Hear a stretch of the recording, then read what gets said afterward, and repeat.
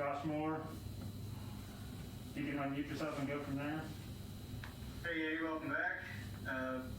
What did y'all do out there? How did things go? This is first day, kind of getting back in kind of something that looks like real action. Yeah, it was pretty awesome.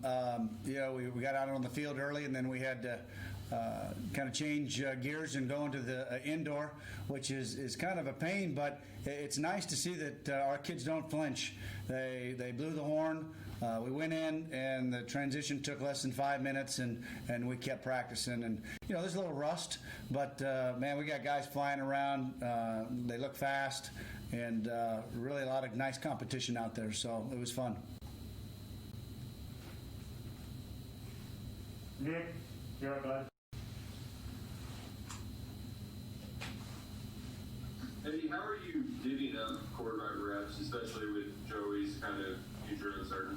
Yeah, kind of doing it like in the spring. We're just really kind of getting them all reps right now. Obviously, Terry, the brunt of them were the ones, but I'm mixing them. I've got Sawyer, we've got Joey, and we've got Bo working some with the twos as well. And then after a few racks, then we put Joey with the ones, and Bo's gotten some with the one reps today. So we're just going to see how it goes right now, but Terry getting the most of the ones, and we'll see how those other two develop. Larry Bott, if you'll hit unmute. There you go. Eddie, can you just talk a little bit about the situation at running back and kind of what you'll be looking for over the next 3 to 4 weeks to decide how you're going to use which guys and which ways? Yeah, we've got some great competition there. We've got really good running backs, and with Travis having a year under his belt now, and then Juton McClain, we've got a group back there that I think any one of those guys can help us win. So. We've got some new stuff this year that we've been working on that it's going to be a personnel decision as they keep doing some of those plays. Whoever runs those the best will be in. But it'll be it's going to be somebody that's going to have to really take it over and make no mistakes and just looks like he's the leader, and it's going to come down to production. So our couple scrimmages that we'll have will be really important for them. I do think they'll all play. I do think that they're that talented, but there'll be some personnel decisions based on plays. And then if somebody does get the hot hand, we're going to let them go. Thanks. Jeff Drummond, go ahead, bud. Yeah, Eddie, we didn't get to talk to you a whole lot last year about wide receivers. But what's it like out there now with having a better quarterback situation, and those guys I'm sure are hungry to prove themselves. They really are, and it's a great question. They look really, really fast. They look. I think right now they are. That's a good word. Hungry. They want the ball. They want to be a part of it.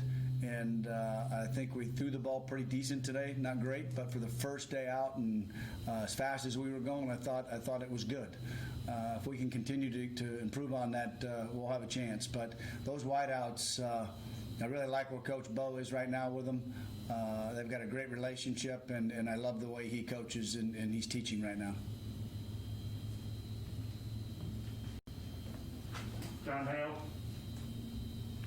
Eddie, when we talked in the spring, there was a little bit of debate about moving some offensive linemen around with the left guard opening. Have you all thought any more during the shutdown about what to do with guys like Darian to get your best group on the line at the same time? Absolutely, and John does a great job of doing that. He'll do that all camp long.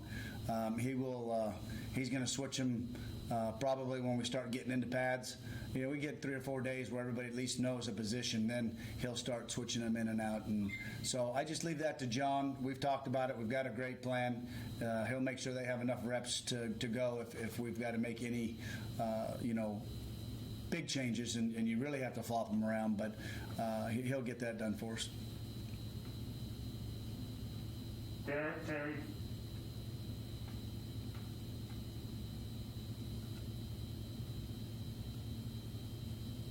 You're on mute there. I didn't realize I had to raise hand. But Eddie, you signed 4 wide receivers this past class, so Mike Drennan in here a little bit late. What do you kind of see from him or any of those other guys, and what's the likelihood that maybe they'll be able to break through and play a little bit this year? Well, you look at Mike Drennan, and he did. He came a little bit late, but you can see he's getting in shape right now. He's very athletic.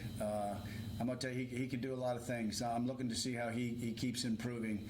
I saw, Ernest Sanders today showed up on a couple catches. I saw Khalil, he did as well. Isaiah, all those guys. Today, I felt them. And so that's good. They're making our other group really work hard. They know it. They see it. They see the athleticism. They see the size. So I think it's only going to push that group to make them better. Is any of them going to come in and help right now as a true freshman? I'm not sure yet. We'll see how it goes in the next 3 weeks. The good part is with the 4 games, if you can keep developing them, they keep getting better, then you can get them into some games and still not burn a red shirt. And so that's a great thing for us and them. Kent, you're up, bud. Hey, Eddie, given all these new circumstances that you guys are dealing with, is John able to be on the practice field with the team given everything he's gone through in the past couple of years? He is, and everybody's just being very, very cautious. We've been that way since this whole thing started. And every single meeting that we're in, our players, so absolutely. I got time for a couple more. Josh Moore, you're up again. Hey, when you talked about the backs earlier, the depth there and the depth that it's not be there for receivers, depending on how those young guys play, end up playing out if you need to do equations. How important is that to have that, seeing the schedule in front of you, it's a little, fewer games, but, bigger, tougher teams, on paper. How do you manage that, and how does it help to have that? I guess to manage it, you better strap it up. Better get ready to go.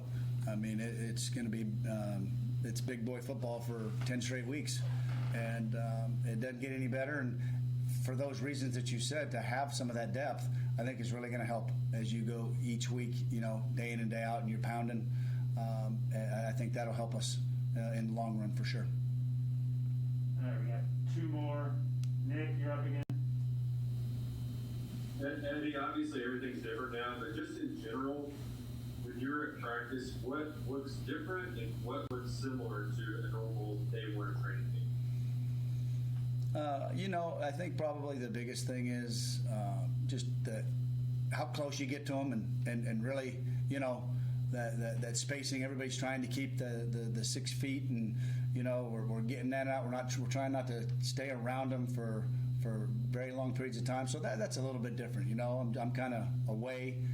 We ask our coaches to be away. Any of our team settings, we're getting guys spread out. So that part seems a little different, but it's still football. Once we go and it's 11 on 11, that felt like football, and the speed of it, and being out there listening to them compete, and that was right. That was really good. All right, we'll wrap up Coach Graham with Larry.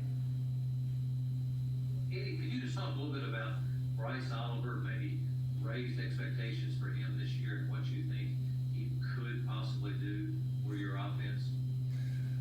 He's got the ability to really make a lot of, I'm going to give you an example today.